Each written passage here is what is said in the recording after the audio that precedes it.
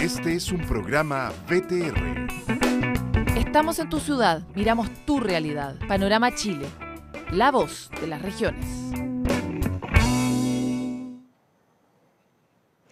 Hola, ¿cómo están? Bienvenidos. Estamos aprovechándonos del pánico en esta séptima versión del Congreso Futuro para tener conversaciones con científicos de primer nivel que vienen de todo Chile a exponer al escenario principal. También lo han hecho a nivel regional. Por primer año estamos saliendo simultáneamente en distintos lugares y quisimos tener esta conversación acá porque de alguna forma el paradigma científico chileno ha estado durante mucho tiempo en esta tensión entre si nosotros vamos a dedicarnos a desarrollar ciencia para la producción o vamos a dedicarnos a desarrollar ciencia por la ciencia, que tiene un valor de generar un tipo de pensamiento, provocar un tipo de conversación. Y la verdad es que de alguna forma con esta entrevista se nos juntan las dos cosas. Así que quiero dar la bienvenida primero a la doctora en Ecología, Olga Barbosa, y además es académica de la Universidad Austral y presidenta de la Asociación de la Sociedad de Ecología Chilena. Muchas gracias por estar acá. Gracias, Paloma, por invitarme. Quisimos tener esta entrevista primero, en particular por esta relación armónica que has encontrado tú en tu trabajo entre promover y colaborar a la vocación productiva del territorio y al mismo tiempo promover y colaborar al desarrollo de la ciencia en este marco. Cuéntanos un poco qué haces en esa materia. Bueno, esta relación armónica que tú comentas en realidad nace de una posibilidad de tener fondos que son apropiados para hacer esto, ¿ya? Yo soy ecóloga ecosistémica, es decir, trabajo en entender cuáles son los ciclos de la naturaleza, cómo funcionan y cuáles son los factores que los intervienen, los modifican. Ciclos de naturaleza, estoy hablando ciclos de nitrógeno, el ciclo del agua, etcétera. Y todo eso es bastante holístico y engloba un poco cómo es el funcionamiento de los ecosistemas. Y eso en el fondo lo hemos llevado a un territorio diferente, que es en vez de mirarlo como lo habríamos mirado en un parque nacional, por ejemplo, en donde supuestamente todo funciona de manera normal, lo hemos movido a un territorio diferente, productivo, que es las viñas. Que es un lugar que ha sido intervenido por el hombre durante mucho tiempo. Claro. Y específicamente está en el ecosistema mediterráneo, que digamos es donde está el clima mediterráneo en Chile, que es como desde la cuarta a la octava región más o menos. Entonces lo que hacemos ahí es hacer esta misma ecología ecosistémica, mirando estos flujos de nutrientes, de agua, entendiendo un poco cómo la biodiversidad funciona en relación a estos ciclos, pero en el viñedo y en todo lo que rodea al viñedo, porque todo lo que rodea al viñedo en general es vegetación nativa. Y lo que estamos entonces buscando es en el fondo es demostrar que existe una armonía, una comunicación entre estos dos espacios que siempre se han visto como dos espacios diferentes. Y con esto buscamos, en el fondo, que la gente se dé cuenta que este es un espacio que hay que conservar porque es necesario para la producción también. A ver, voy a partir desde la más profunda ignorancia. Las viñas no son especies de la zona, ¿son? No. Ya. Entonces, ¿se puede realmente producir un equilibrio entre una especie que no es local y especies que son nativas? ¿Y es eso bueno para el ecosistema también? Sí, por supuesto, a menos que la especie sea una exótica invasora. Como el eucalipto, por ejemplo. Ya. Entonces, o algunas especies de pino, o el bisón, el castor, ya, la chaqueta amarilla, ¿ya? Pero aquí, en el fondo, más que mirar la especie, lo que estamos haciendo es mirar este sistema. Porque en el fondo, cuando tenemos un viñedo, tenemos la parra, ¿cierto?, de diferentes variedades, pero además hay una biodiversidad que está asociada al viñedo.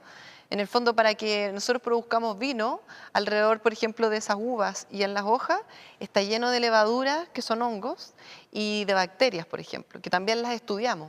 Y también hay aves que vienen de un lado a otro y se pueden comer una uva, pero también se comen algunos insectos. Hay mamíferos pequeñitos como la yaca, que es uno de nuestros marsupiales chilenos, que es un ratoncito, se ve como un ratoncito, ¿cierto?, como con una trompita, que se cuelga en las parras y come insectos. Entonces hay una interacción que en realidad no había sido reconocida. Y en realidad nosotros pensamos que en vez de pelear en decir, ya, aquí producimos y esto no lo tocamos, por favor. Y aquí matemos todo lo otro. Claro, y saquemos. esto sea algo así aséptico.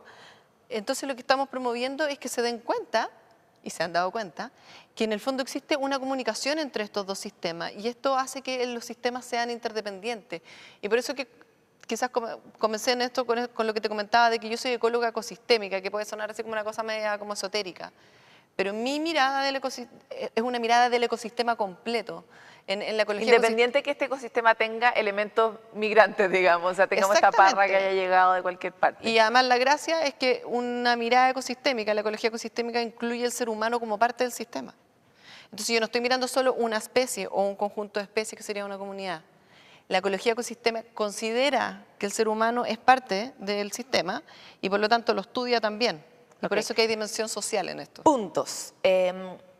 Cualquier persona que te esté escuchando y que tenga una viña debe estar diciendo, ah, ya, sí, claro, buena onda, pero ¿cuánto vale? ¿Cuánto me demoro? ¿Voy a destruir mi producción? ¿No voy a ser capaz? Háblanos un poco de cómo es ese proceso y qué resultados puede tener en el mediano y en el largo plazo. Al principio hubo ese tipo de, digamos, las primeras viñas que contacté fueron viñas que, digamos, les da un poco de nervio, ¿no? O sea, en el fondo ya vamos a tener el bosque acá al lado y cómo lo dejamos entrar. Pero el bosque ya había entrado. Entonces, el trabajo ha sido más como mostrarles qué es lo que hay ahí, por eso que tiene mucho que ver como con el reconocimiento. Entonces, ¿qué es lo que nosotros tenemos la suerte? Y aquí viene un poco lo que como tú introducías el tema, de que esto es un proyecto que fue financiado por un tiempo por la Iniciativa Científica Milenio y está financiado por los fondos... ciencia dura en el fondo. Sí, y por los fondos basales de CONICYT. Entonces, yo tuve la suerte tuvimos la suerte como equipo de poder llegar como con la marraqueta bajo la manga, ¿entiendes? Porque en el fondo era una locura llegar a un sector productivo y decirle, conservemos la biodiversidad. Claro, te habrían encontrado muy Pero nosotros llegamos con el presupuesto listo. Y en el fondo lo que ellos tenían que hacer era simplemente abrirnos las puertas.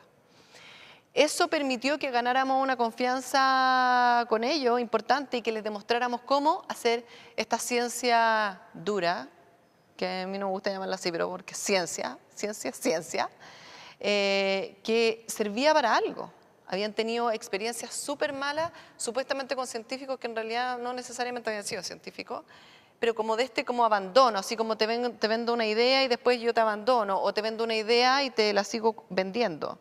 Nosotros llegamos con todas las cartas sobre la mesa y entonces en el proyecto lo que hacemos es comentar con ellos las preguntas científicas que realizamos para poder involucrarlos. Entonces son preguntas científicas que a mí me sirven y a mi equipo nos sirven para poder tener buenas publicaciones y poder seguir optando a fondo, pero son preguntas que por otro lado también a ellos les sirven. Ya, y en términos concretos hablemos de la productividad. Tú sabes que Ya. en Chile esas cosas son muy relevantes. ¿Cuál es el impacto que tiene el recambio me imagino, de insecticida a orgánico? ¿Y qué beneficios se pueden ver en el mediano y el largo plazo también? Ya, lo que tú comentas de orgánico tiene que ver con el manejo. O sea, Sí. un sistema puede manejarse de manera convencional, que es lo que entendemos con agroquímicos, así todo como, digamos que no, el monocultivo. Y después está el manejo orgánico, que básicamente tiene otro tipo de insumos, ¿ya? Cuando hablamos de pajaritos, de insectos, estamos hablando De manejo manejo orgánico, ecosistémico. pero más bien un manejo agroecológico, un manejo ecosistémico, y lo que nosotros estamos promoviendo... ¿Hay alguna etiqueta para eso, para No. el vino? Debería, ¿no? O sea, tenemos una etiqueta nosotros, pero ¿sabes qué? No la hemos querido aplicar, como no hemos querido como empujar a que esto se convierta en una etiqueta, porque en un principio tuvimos la sensación, y bueno, y bastante crítica, respecto de que las viñas o cualquier sistema con el que tú trabajas iba a tener como un poco este tema de greenwashing. Así que se iban a vestir de verde. Entonces como que pospusimos un poco la discusión de una certificación. Yo compraría un vino si es que supiera que eso está pasando. Yo creo que eso puede ser un indicador de compra Sí. también. Bueno, pero es que hoy en día los vinos tienen un código de sustentabilidad, por ejemplo, asociado a Vinos de Chile, y ellos tienen que, no solo eso, sino que además que cada una de las viñas tiene un plan de sustentabilidad. Lo que nosotros aquí estamos intentando, o sea, lo que hemos logrado realmente, es que dentro de ese plan de sustentabilidad que tiene que ver con huella de carbono, con manejo, y una serie de cosas así, además incluyan explícitamente el tema biodiversidad. Entonces, hay una viña, por ejemplo, que puede ser orgánica, En general, el orgánico se supone que es un poco más caro porque tienes que hacer un montón de manejo mecánico, porque no puedes, por ejemplo, echar herbicida. Claro. Pero a la larga, esos sistemas que son bien manejados de manera orgánica y ojalá agroecológica, son sistemas que son más baratos. Porque cuando tú logras esta especie como de equilibrio con la naturaleza, Tenéis que invertir mucho menos. inviertes mucho menos después. Lo que sí es importante es que siempre tienes que estar como atento. Bueno, es como un hijo, po. Las plantas son como hijos, Sí, y de es un hecho. sistema grande que en el fondo son varios hijos. Claro. Y son varios hijos diferentes. Claro, claro. Vamos a hacer una pausa por ahora aquí en este especial que estamos haciendo en el Congreso Futuro y volvemos ya con mucha más de esta conversación.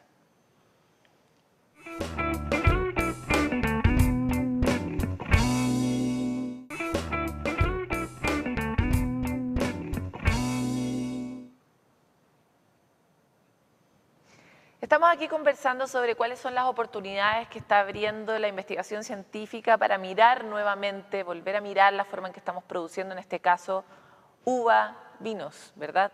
Y tenía una pregunta aquí, Olga, que es, ¿cómo han sido los resultados y cuáles son las posibilidades de escalamiento de esta iniciativa? Ya, mira, Paloma, los resultados han sido en el largo plazo, después de 9 años, súper positivos desde el punto de vista de la adhesión. ¿Ya?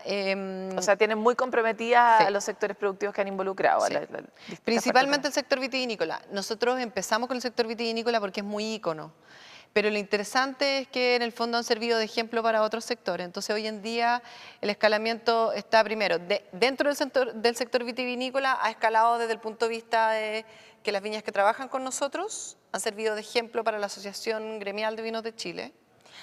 Y eso hizo que en un momento nosotros tuviésemos un proyecto con ellos en donde el Código Nacional de Sustentabilidad de Vinos de Chile hoy en día posee un capítulo exclusivo de biodiversidad, manejo de biodiversidad, y hoy este año parte de ser un punto crítico, es decir, las viñas que están en esa asociación y que están exportando tienen que, para tener esa certificación, hacerse cargo de la biodiversidad. Eso no ¿Cuántas existe viñas? en otro país. ¿Cuántas viñas están en eso hoy? En la asociación gremial son alrededor de 100 No, pero en o más. particular con este manejo. Con nosotros son alrededor de 24 viñas, Ah, un montón. pero piensa que cada viña puede tener hasta 8 campos, digamos, 8 viñedos. O sea, en el fondo en hectáreas es muchísimo. Como uno de los resultados importantes, por ejemplo, con ese grupo de 24 viñas, hoy en día podemos decir que hay 25.800 hectáreas de bosque y matorral esclerófilo nativo bajo un estatus de conservación voluntaria que en el fondo lo gestionamos nosotros. Oye, y así como ya, yo no tengo un viñedo, ni tampoco quiero producir vino, pero soy de Chile y vivo en la zona central. ¿Por qué para mí como ciudadano el hecho de que las viñas hagan eso es bueno? Porque los sistemas naturales que las viñas están conservando hoy en día, u otros productores, nos proveen una cosa que se llama servicio ecosistémico, o bienes que la naturaleza nos entrega de manera gratuita. Por ejemplo, oxígeno. Y entonces, cuando siempre estamos en Santiago, hablamos del pulmón de Santiago, el parque metropolitano. Que tiene pocazos pulmones, hay que decirlo. Entonces, en el fondo aquí lo que estamos haciendo es tener una red de pulmones, ¿ya? Y esa red de pulmones también genera otras cosas, como por ejemplo mantiene la temperatura. A nivel como microclimático, regula los cambios de temperatura. Porque en el fondo estos pulmones, cuando le llamamos así, son también esponjas. Imagínate una esponja de agua. Entonces está el bosque, que tiene digamos, un suelo que es así, lleno de hojarasca, rico, poroso, olorosito, con materia orgánica.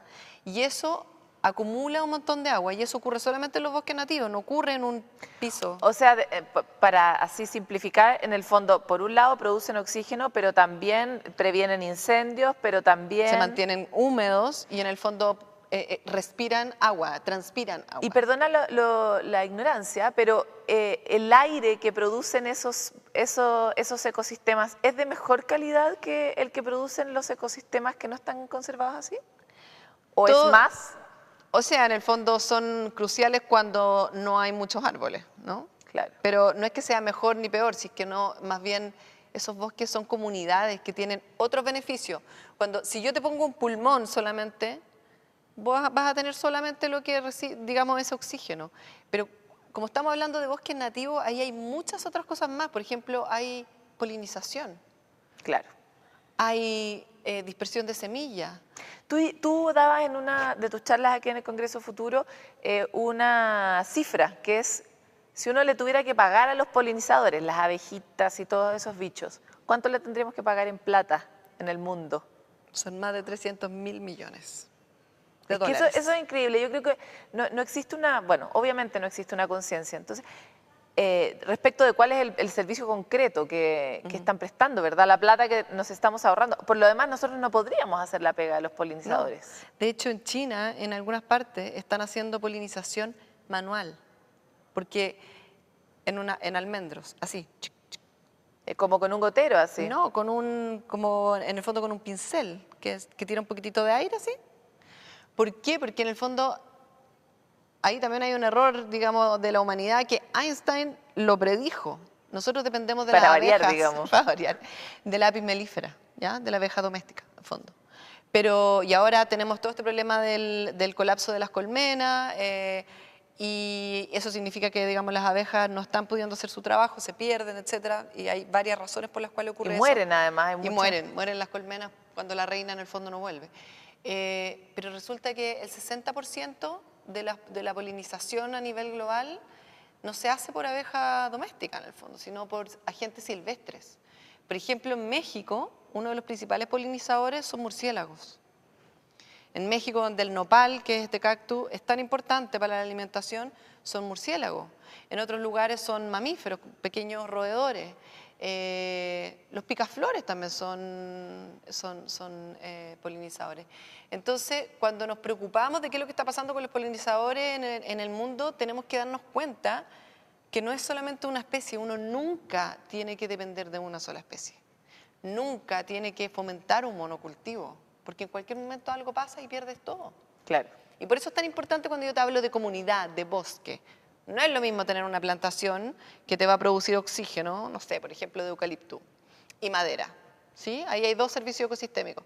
Pero un bosque nativo te produce eso mismo, pero además polinización, belleza estética, valor cultural. Y aparte hay muchos más animales que pueden vivir en Claro. más especies. En el fondo hay una Entonces, cuestión también. realmente un sistema que tiene muchos propósitos y muchos beneficios. Oye, y en materia porque ya las abejas lo entendemos, más o menos cómo se pueden relacionar los bosques también, pero ¿tenemos nosotros polinizadores que estén en extinción, algún tipo de animalito, este ratoncito del que estabas hablando? Tenemos, o sea, en peligro de extinción está el Bombus dalbomi, que es nuestro abejorro. Le dicen moscardón en el sur. ¿Ya? El Bombus dalbomi es un abejorro más o menos de este porte, maravilloso, precioso, completamente naranjo, peludito, Tipo pololo. más grande, Ya. ¿ya? Es como un cepelín, me encanta cuando los veo. Yo vivo en Valdivia, entonces todavía quedan algunos. Y una de las principales causas, o sea, oye, otra cosa bien importante, ese es el único abejorro nativo de Chile y Argentina. O sea, es una sola especie de abejorro. Ya, además hay abejas nativas que son peluditas también parecía. Pero como muchas veces hemos hecho, lo que ha sucedido y una de las causas de que ese polinizador esté en peligro de extinción, ese polinizador nativo, tiene que ver con la introducción de Bombus terrestri, que es un Bombus, es otro abejorro que se importa para la producción principalmente de arándanos, de berries en general. Porque estos polinizadores son peluditos, entonces pueden polinizar a más bajas temperaturas. Pero bueno, cuando lo introdujeron no se sabía que iba a ocurrir lo que ocurrió, ¿ya? Y que básicamente es que este ¿Qué fue? bombus ¿Se pelearon? se desplaza, son súper tramposos los bombus terrestres y muy inteligentes también.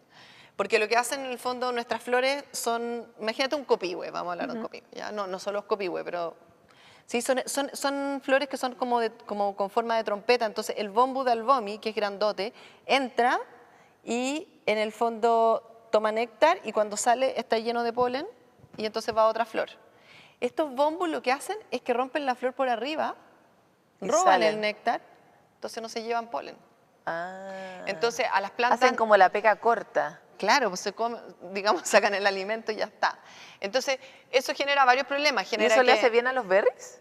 No, o sea, yo tú te estoy dando el ejemplo de las especies nativas. Ah. En los berries lo hacen estupendo, pero los berries tampoco son especies nativas. Perfecto. Ya, entonces tenemos este problema en el fondo de competencia, que hace que el Bombus de Albomi no esté, digamos, en su mejor condición, porque en el fondo o sea, falta comida, por decirlo así. Por otro lado, las plantas nativas no son polinizadas como corresponde. Y por otro lado, la destrucción del hábitat en general hace que las poblaciones disminuyan, Sí, pero lógico. en el fondo esta otra población la estamos trayendo constantemente. Y esto es algo que desde la Sociedad de Ecología se lo planteamos al SAC, que creemos que no es necesario que sigan trayendo bombos, que sigan permitiendo la entrada de estos bombos. Espérate, y lo importan, así Sí. como voy a traer este montón de importan. bichos. Lo importan y en el fondo no se ha dado la oportunidad. Hay muy pocos estudios que muestran, por ejemplo, la eficiencia que puede haber tenido Bombus de Albomi en la polinización de arándano. Y si tú vas a una plantación de arándano, donde además tienen bosque nativo, porque muchas están alrededor de Sí. los bosques nativos y muchas tienen muy buenas prácticas, también ven Bombus de Albomi. Entonces hay tanto bombus exóticos, este del terrestris, que en realidad no necesitamos seguir importando. Y eso se está convirtiendo, o sea, ya se convirtió en realidad en una especie exótica invasora que en Argentina ya dijeron y tienen prohibido la entrada. Entonces también aquí se genera un problema, digamos, como bilateral, porque los ecólogos tanto de Argentina y de Chile hemos tenido estas reuniones para pedir que paren la importación de bombos. Claro, porque aparte los insectos no necesariamente manejan la frontera, ¿no? Es como- Exactamente. así que Menos tienen en el ese sur. problema, menos en el sur, claro. Olga, ¿cuáles son las cuñas que tienen los distintos sectores productivos con los que ustedes trabajan respecto al trabajo que se ha hecho? Y en términos productivos, de plata, ¿qué impacto tiene? ¿Cuáles son las cosas buenas y malas que tiene este trabajo? Los costos de implementar las prácticas que nosotros les hemos sugerido son realmente bajos. O sea, no sé, por ejemplo, si tú quieres poner una percha para aves rapaces, que es algo que sí les pedimos, eso puede costarte 7.000 pesos. Ya. ¿Ya? Y uno puede poner muchas en un viñedo. Eso permite que aves rapaces recolonicen y además se coman especies que tú no quieres, como por ejemplo conejo. ¿Ya? O sea, imagínate la solución de ese problema. Otro de los beneficios y que está asociado a los costos es que te permite acceder a mercados más exclusivos, por decirlo así. ¿Qué mercados están interesados Por en este ejemplo, tipo? el mercado escandinavo. Y el mercado escandinavo es grande. Es grande Y en sobre todo nivel de paga mucho compra. por ciertas cosas, es muy Sí, boutique, ¿no? Sí. Sí, boutique y además en cantidad. Y además tienen un monopolio, entonces compran varios países juntos. Eso es importante. Ahora, nuestros colegas en Sudáfrica que tienen una iniciativa parecida a esta llevan más años trabajando en esto. Desde un principio nos explicaron que en realidad no necesariamente la gente iba a pagar un premium porque este vino fuera, ahí era baboon friendly, por decirte, o no sé, o biodiversity friendly. ¿Por qué? Porque el vino es muy especial. A ti lo que te importa es que el vino sea bueno. Es un producto muy especial en ese sentido. O sea, el vino de Te tiene que Bordeaux es gustar. el vino de Bordeaux, ¿ya? Si es que cuida además a las abejas, yo realmente dudo que lo vayan a comprar. Pero nosotros en Chile tenemos que diferenciarnos, porque nosotros no somos el vino de Francia. Pero somos somos un país que en el fondo tiene un vino que está aumentando muchísimo su calidad. Y además todavía tiene un muy buen precio. Entonces, aquí claramente hay una ventaja competitiva que hay que todavía trabajar en ella, y a mí me gustaría que en el fondo pudiéramos explorar más esa parte, cómo vender mejor el vino chileno. Y ahí yo creo que es súper importante cuando hablamos de imagen país y cuando hablamos de nuestra identidad, porque la vegetación nativa, que es estas hojitas que yo mostré en la conferencia, la vegetación nativa de la zona central, que es donde están los viñedos, es endémica de Chile. No existe de manera natural en ningún otro lugar. Entonces, ¿para qué vamos a estar mostrando como la imagen del vino de Chile, una extensión de monocultivo de vid, de parra, que eso podría ser Napa Valley? Cuando aquí lo que tenemos un que montón de mostrar particularidades. es eso con nuestro bosque al lado. Claro. Esa es la imagen que tenemos que mostrar. Olga, te quiero agradecer porque se nos acabó el tiempo. El programa se pasa volando a pesar de que tenemos todavía muchas preguntas, pero muchas gracias por haber participado. Muchas gracias por la conversación. Nosotros hasta aquí llegamos, tratamos de iluminar ciertas zonas oscuras que todavía tenemos los chilenos respecto de las oportunidades que ofrece este encuentro virtuoso entre la ciencia y la productividad acá, pero también para los ciudadanos empezar a tener mejores distinciones sobre cómo hablamos de nuestro país, qué alternativas tenemos, cómo también exigimos que se cuide lo que nos queda en mira sobre todos los desafíos que tenemos y hemos comprometido ante el mundo para poder colaborar con esta contención del cambio climático, del calentamiento global. Hasta aquí llegamos y nos vemos otra vez en otra conversación en este marco. VTR presentó Estamos en tu ciudad, miramos tu realidad. Panorama Chile, la voz de las regiones.